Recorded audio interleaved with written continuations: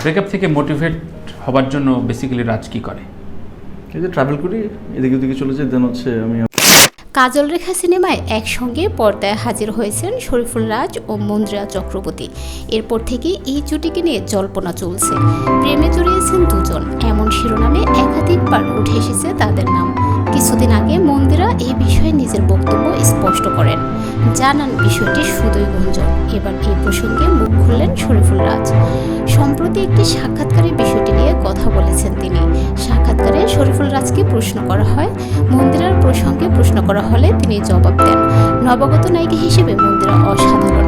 সে smart, gorgeous, গুণী, মেধাবী একজন শিল্পী।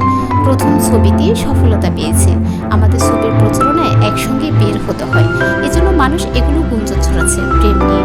এটা সব ছবির ক্ষেত্রে সবসময় হয়ে থাকে। সব নায়ক নায়িকাদের নিয়ে এমন গুঞ্জনের রেওয়াজ আছে।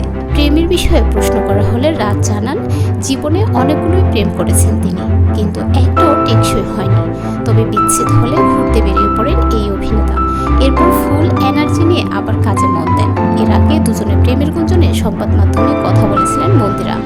বলেছিলেন, আমরা খুবই ভালো বন্ধু, প্রেমটা হওয়ার সুযোগ নেই। আসলে বলতে পারি সে আমার খুবই ভালো একজন বন্ধু হয়ে উঠেছে।